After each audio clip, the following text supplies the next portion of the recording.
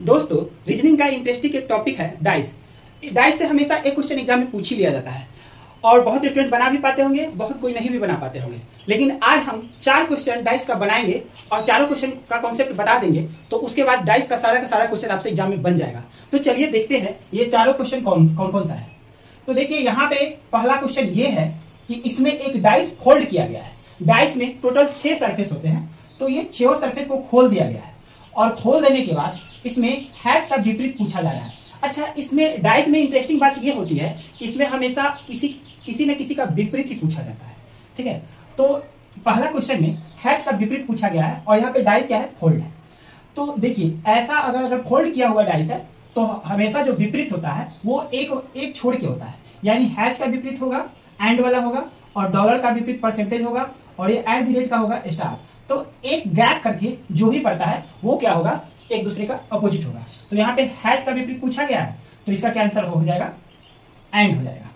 तो इससे क्या पता चला कि अगर फोल्ड किया हुआ डाइस है तो एक छोड़ के हमेशा अपोजिट होता है। ठीक है, डाइस में आपको हमेशा अपोजिट निकालने के लिए ही बोला जाएगा।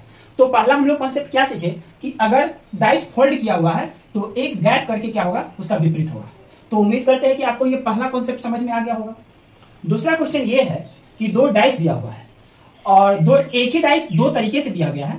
तो इसमें क्या है कि इसके 3 सरफेस ही दिखाई देते हैं, कोई भी डाइस का 3 ही सरफेस दिखाई देगा। तो टॉप में क्या है, 3 है और इसके टॉप में 1 है और इसके राइट साइड में 2 है और इसके राइट साइड में 6 है, इसके लेफ्ट साइड में 4 है और इसके लेफ्ट साइड में 3 है। तो चलिए इसको देखते हैं कि क्या पूछा जा रहा है, 3 के विपरीत क्या होगा। तो इसमें 3 का विपरीत पूछा जा रहा है और इसको अगर हम गौर से देखते हैं तो पता चल रहा है कि इसमें भी 3 है और इसमें भी 3 है और बाकी चीज कॉमन नहीं है, बाकी चीज अलग अलग है।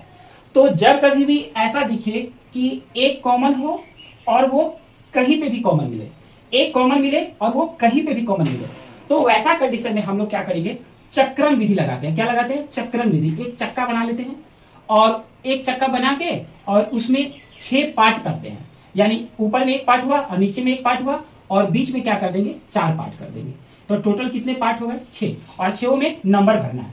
कैसे नंबर भरना है कि जो कॉमन मिल गया उसको हम लोग को ऊपर लिखना है। तो यहाँ पे 3 कॉमन मिला तो ऊपर लिख दिए। उसके बाद इसका क्लॉकवाइज में जो मिलेगा उसको लिख देंगे। जैसे इसके क्लॉकवाइज में 3 के बाद 4, 2 और 4 है तो हम लिख दिए 2 और 4। और फिर इस 3 के ऐसे क्लॉकवाइज में 1 और 6 है तो 1 और 6 लिख दिए। तो अब कौन सा नंबर बच गया, 5। तो बच गया 5।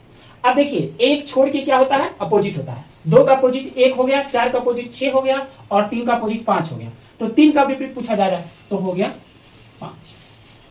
तो दूसरा कॉन्सेप्ट क्या है, चक्रण विधि। चक्रण विधि कब लगाएंगे, जब एक कॉमन मिले और कहीं पे भी कॉमन मिले। एक कॉमन कहीं पे भी मिले तो हम लोग चक्रण विधि लगाएंगे। और चक्रण विधि में क्या होता है, जो दोनों में कॉमन मिलता है उसको ऊपर लिखते हैं और उसके बाद क्लॉकवाइज में दोनों को लिख देते हैं और इसके भी क्लॉकवाइज में ये दोनों लिखा गया, जो बच जाएगा नीचे। और एक छोड़ के एक दूसरे का अपोजिट, 2 का अपोजिट 1, 4 का अपोजिट 6 और 3 का, तो ये एक पूरा छोड़ना पड़ेगा ना, एक रास्ता छोड़ना पड़ेगा। तो 3 का अपोजिट हो गया 5, तो 3 का अपोजिट हो गया 5। तो दूसरा क्या है, चक्रण विधि हम लोग लगाएंगे। ठीक है, दूसरा कॉन्सेप्ट समझ में आ गया होगा, चक्रण विधि कैसे लगाते हैं। तीसरा ये है कि इसको अगर हम गौर से देखें तो ये एक ही डाइस का 2 टाइप दिया हुआ है, 2 तरह से रखा गया है। तो एक में टॉप पे 5 है और इधर लेफ्ट साइड में 1, राइट साइड में 3। और इसके टॉप पे 5 है और लेफ्ट साइड में 4 है, राइट साइड में 2 है। तो हमको देखने से पता चला कि एक कॉमन है और सेम जगह पे है। एक कॉमन सेम जगह पे मिलेगा तो क्या होगा, इसका लेफ्ट इसके लेफ्ट का अपोजिट, इसका राइट इसके राइट का अपोजिट। तो जो क्वेश्चन पूछा जाएगा बता देंगे।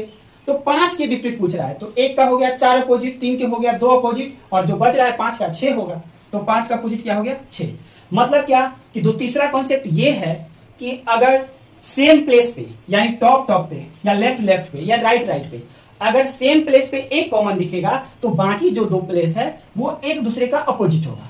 तो तीसरा कॉन्सेप्ट हम लोग यही सीखे कि सेम प्लेस पे अगर कॉमन मिल जाएगा तो हम लोग क्या करेंगे, लेफ्ट वाला के अपोजिट, राइट वाला के अपोजिट, जो बच जाएगा है ना, जो बच जाएगा वो दोनों एक दूसरे के अपोजिट हो जाएगा। तो उम्मीद करते हैं आपको तीसरा कॉन्सेप्ट भी समझ में आ गया होगा। और चौथा कॉन्सेप्ट क्या है, इसको समझते हैं। इसमें 1, 5, 3 है और इसमें 5, 6, 1 है।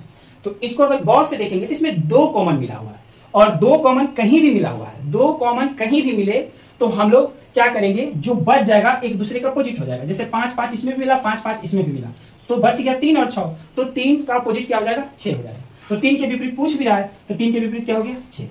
तो यानी अगर हम ये 4 कॉन्सेप्ट माइंड में रखते हैं तो हम लोग डाइस के क्वेश्चन बना पाएंगे। पहला ये कि पहला अगर फोल्ड किया हुआ है तो एक छोड़ के जो होगा वो एक दूसरे का अपोजिट होगा। दूसरा कॉन्सेप्ट ये है कि अगर एक ही डिजिट कहीं पे भी मिले, एक डिजिट कहीं पे भी मिले तो हम लोग चक्रण विधि लगाएंगे।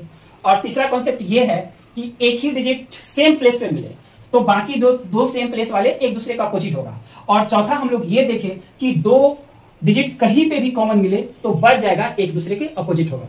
तो उम्मीद करते हैं आप लोग को डाइस समझ में आ गया।